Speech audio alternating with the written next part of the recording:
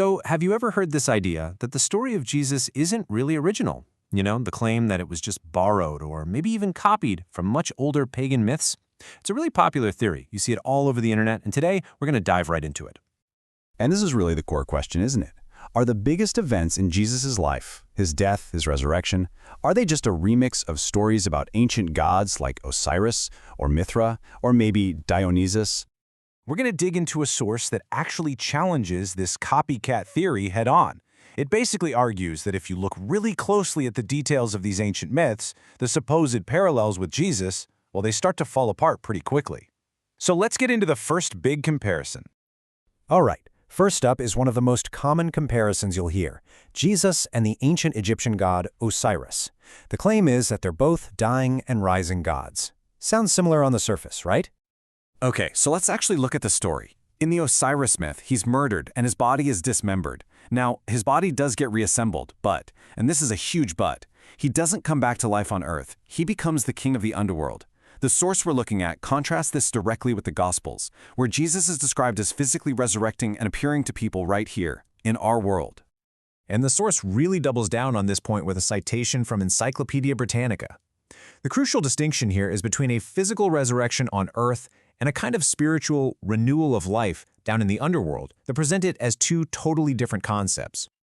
Okay, next up are two other figures you often hear about, Attis and Adonis.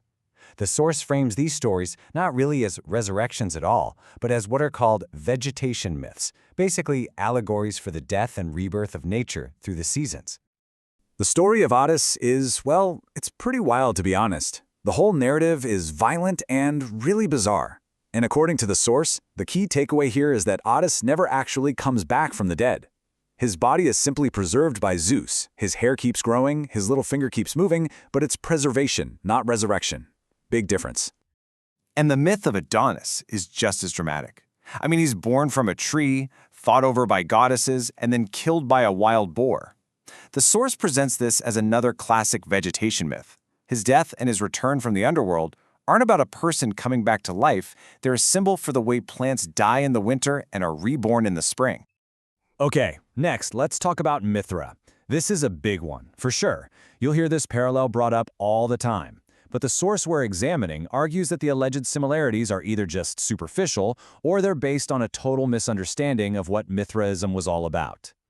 So one claim is that both Jesus and Mithra were a god of light, but the source notes that this idea was already central to Judaism long before Mithraism ever got popular in Rome.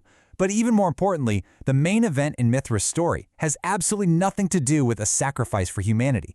It's all about him slaying a cosmic bull, which was an act of creation, not redemption. And I mean, just look at the details here. They really highlight the difference. Mithra being born from a rock, fully armed, with his core mission being to kill a bull, the source just argues this has practically nothing in common with the gospel narratives of Jesus. What about Dionysus, the Greek god of wine and revelry? You might know him as Bacchus to the Romans. The comparison here also revolves around a death and rebirth story. So let's break this one down. So in one version of the myth, the baby Dionysus is torn apart by Titans, but his heart is saved, and he's then reborn through another woman, Semele. The source argues this is way more like reincarnation than resurrection. And on top of that, it points out that the central values of the Dionysian cult, ecstatic frenzy, intoxication, are pretty much the exact opposite of the ethical teachings you find in the New Testament. The source also brings up ancient writers like Diodorus Siculus, who saw the story of Dionysus being torn apart and restored as a nature allegory. It was meant to represent the whole process of harvesting grapes, making wine, and then pruning the vines so they can grow back the next year. It was never really understood as a historical account of an actual person.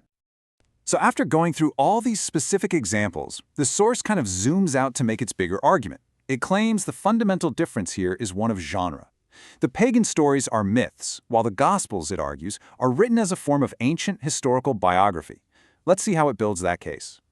Here, the source introduces an argument from Simon Greenleaf, who was a Harvard law professor back in the 19th century. Greenleaf basically argued that just dismissing a story because it has miracles in it is a philosophical choice, not a historical one. If you presuppose a cause, say a god who can act in the world, then miracles aren't automatically impossible anymore. And this leads to a really key concept in the source's argument, something it calls anti-supernatural bias. This is the idea that if a reader starts with the assumption that miracles just can't happen, period, then they'll be forced to interpret any account of a miracle as a legend or a myth, no matter what other historical evidence might be there. So, what is that other evidence? Well, the source argues the Gospels read a lot like Greco Roman biographies. They ground the story in verifiable history, naming real rulers like Tiberius Caesar and Pontius Pilate. The authors claim to be eyewitnesses. They portray these complex, flawed characters like Peter, and crucially, they include embarrassing details about themselves, like their own cowardice and misunderstandings, which, the source says, is pretty unlikely if you're just making up a myth to make yourselves look good. And that really brings us to the final crucial question here. The source's ultimate point seems to be that this whole debate over history versus myth isn't just about comparing old stories. It's about recognizing how our own worldview, our own starting assumptions about what is and isn't possible, fundamentally shapes how we interpret the evidence in the first place.